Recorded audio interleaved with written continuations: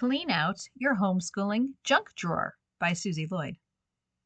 If you're barely getting the schoolwork done because there's too much going on, take a lesson from your junk drawer.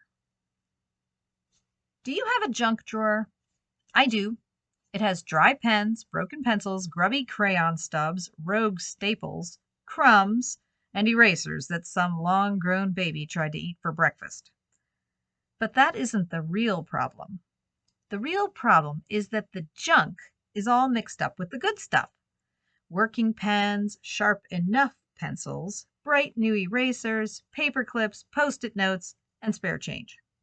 The drawer weighs more than my pots and pans, but I keep adding to it anyway. Somehow I rely on it.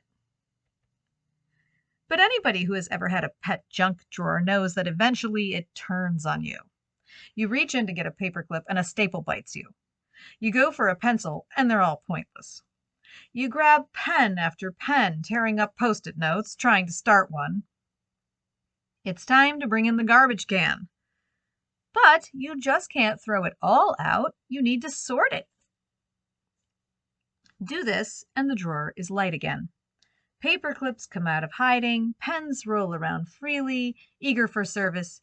Pencils await your command like little soldiers capped with colorful erasers. Everything is clean and everything works. Now let's apply the junk drawer lesson to homeschooling. Do you overbook? Afraid you might miss something? Think that more is better? This mentality might be keeping you from getting anything done. Time to sort the good, the bad, and the grubby. Let's bring in the garbage can and assess the mess. Here's a quick and dirty list to get you started. Check off all that apply. You feel like your curriculum runs you, not the other way around. You're always driving somebody someplace. Friends, family members feel entitled to your time. You can just do school later, like midnight. You say yes to people, but feel resentful, or you say no and feel guilty. You own so much stuff, your walls are closing in like the trash compactor in Star Wars. You start more projects than you finish. You want to kill everyone on Facebook for being so perfect or so dumb. Your little kids reenact Lord of the Flies whenever you're in the bathroom. Your big kids tell their friends their hopes and dreams and troubles, but they don't tell you. You had a meltdown when your spouse asked you for just one more thing. Fill in the blankety blank. You might want to get a piece of paper. If you checked off anything on this list, it is time to stop letting your junk drawer weigh you down. Here's what you do. First, put your list into 3 categories. Category 1. The first category holds the things that are going well, or well enough. This is the good stuff that is buried underneath everything else.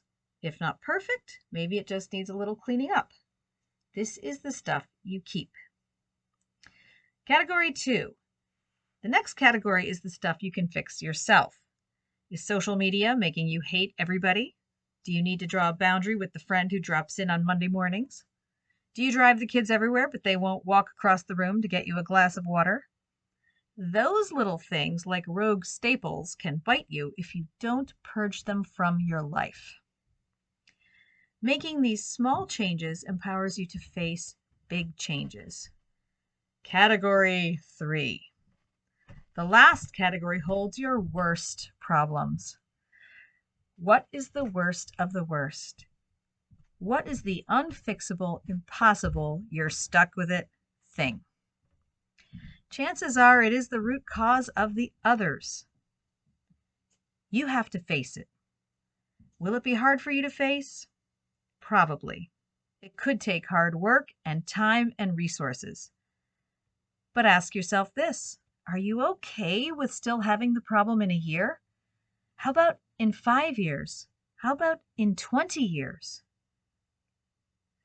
If you do not have the energy, the time, the resources, imagine the energy, time, and resources you will need to keep on enduring it.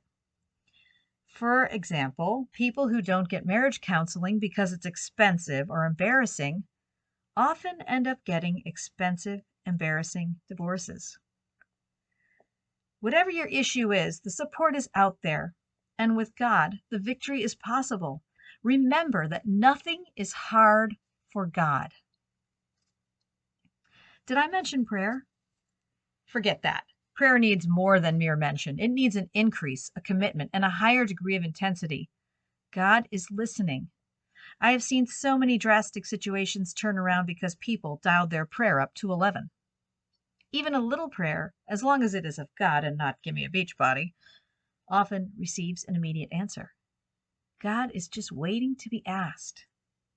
Ask, and you shall receive.